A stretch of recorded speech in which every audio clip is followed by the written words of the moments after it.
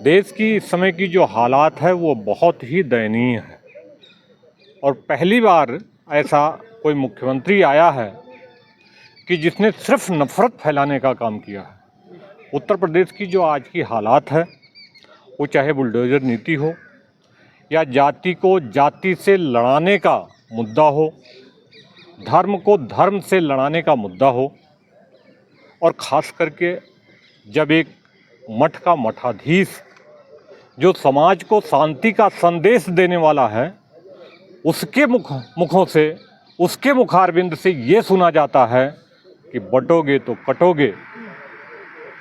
तो हम समाजवादियों ने तो ये ठान लिया है कि ना बटेंगे और ना कटेंगे। बांटने और काटने वालों को अब इस देश की राजनीति से और सत्ता से बेदखल करने का काम करेंगे।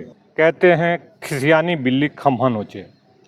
योगी आदित्यनाथ जी उपचुनाव में बुरी तरह से हार रहे हैं।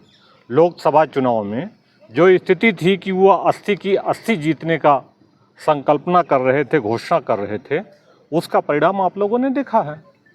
आने वाले उपचुनाव में भी आपको ये दिखाई देगा योगी जी इस समय पूरी तरह से हताश और निराश हैं। इसी हताशा और निराशा का परिणाम है कि अयोध्या विधानसभा को चुनाव नहीं कराया गया। 10 सीटों पर चुनाव होने के बजाय 9 सीटों पर चुनाव कराया जा रहा है क्योंकि सरकार को हार स्पष्ट दिख रही है। 10 सीटें एक साथ कराने में जो मुख्यमंत्री कंट्रोल नहीं कर सकता है वो भला देश को कैसे कंट्रोल करेगा। उत्तर प्रदेश देश का सबसे बड़ा प्रदेश है जिसे वो कंट्रोल नहीं कर पा रहे हैं। इसका सीधा सीधा परिणाम आपके सामने है कि जो व्यक्ति 10 सीटों पे लाइन आर्डर कंट्रोल नहीं कर सकता, चुनाव नहीं करा सकता, वो इतने बड़े सूबे को आखिर कैसे संभालेगा। बलात्कार हो रहे हैं हर रोज, हर 3 मिनट में बलात्कार हो रहे हैं। गोलियां दनादन चल रही हैं, पुलिस चला रही है। पहले जो है माफिया और बदमाश गोलियां चलाते थे, अब बाबा के वर्दीधारी गुंडे गोलियां चला रहे हैं। ये जग जाहिर है और पूरी दुनिया इसको देख रही है।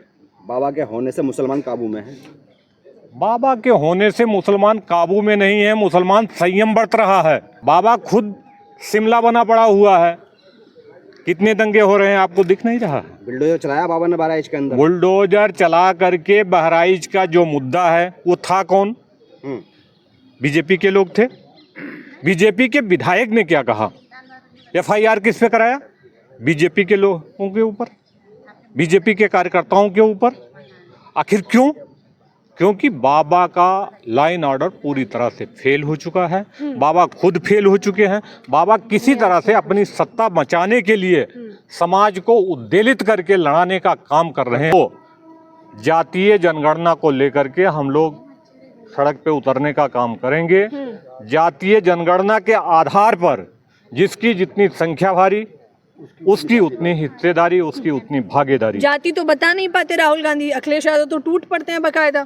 जाति जो है राहुल गांधी नहीं बता पाए तो ये बताइए कि जाति पूछने का जो अधिकार है वो सदन में किसको है और पूछने का अधिकार किसने दे दिया? क्या संविधान में व्यवस्था है? ये भाजपा के नेताओं ने जो अभद्रता की है पार्लियामेंट के अंदर, सदन में, जहां ये कहा जाता है कि सदन की मर्यादा भंग नहीं होनी चाहिए।